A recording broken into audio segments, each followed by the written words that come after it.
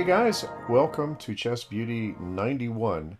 It has been a long hiatus since I last did a video in this series, but I had always projected this as a 100 video playlist, and I can't let that be left undone. So I'm going to continue. I'm going to do 10 more of these endgame videos and then move on to some other projects.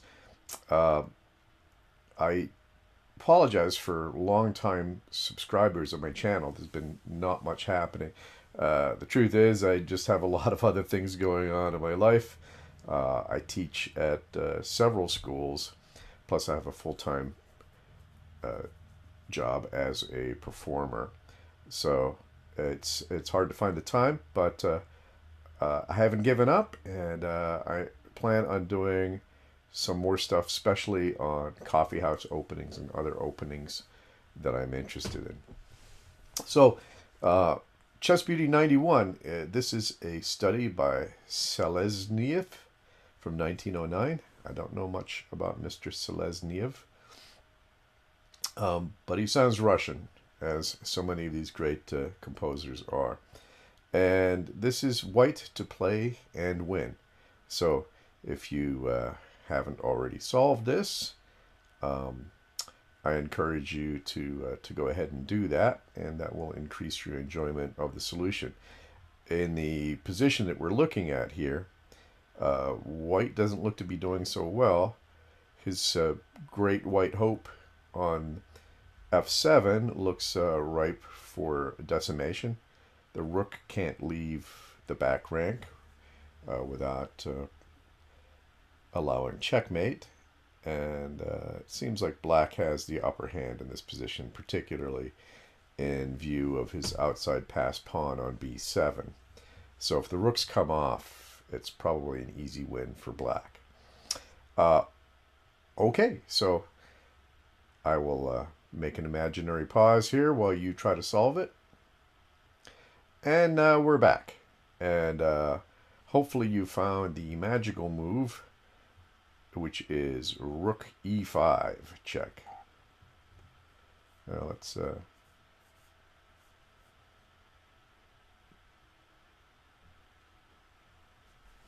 Rook e5 check. It's rather astonishing looking, but you can see the idea behind it is to distract the rook so that the pawn can queen, but it's not quite as simple as that.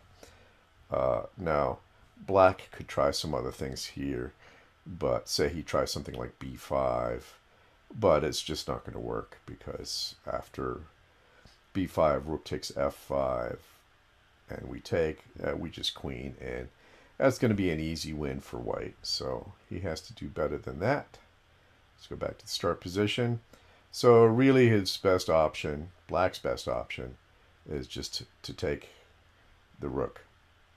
And now, of course, queening would be a severe issue because of checkmate. After this, rook f1, rook e1, queen f1, and checkmate. So obviously we don't want to do that. So we play g4, and this allows the king some escape.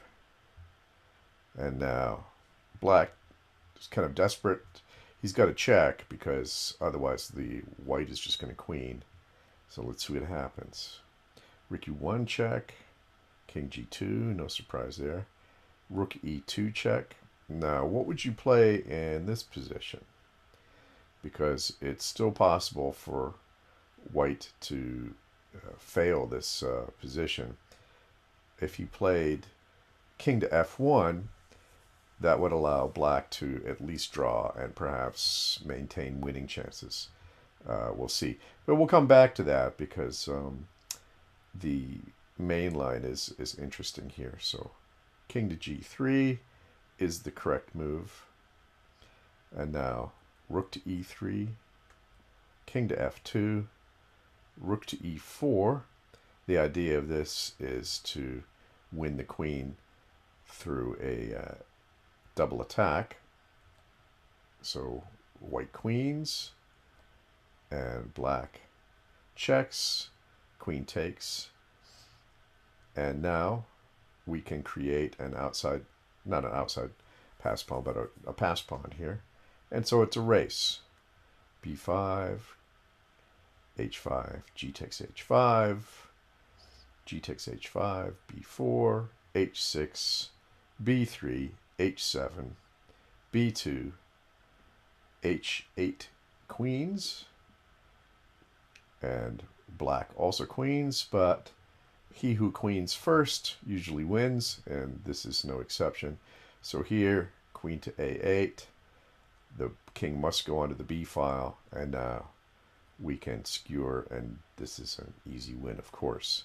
So let's go back to the position where rook to e2 check, and in this position, white could have played king to f1. Seems like a reasonable move, but unfortunately, as we saw in the winning variation for white, both sides are going to queen probably. So the rook is threatened. Again, he goes to e4 for the same idea. f8 queen, rook check, queen takes, pawn takes, and now essentially the same as in the winning variation, but in this variation, although we queen first, black also queens, but with check. And the best that white can hope for is a draw, and because of the extra pawn, black has winning chances here.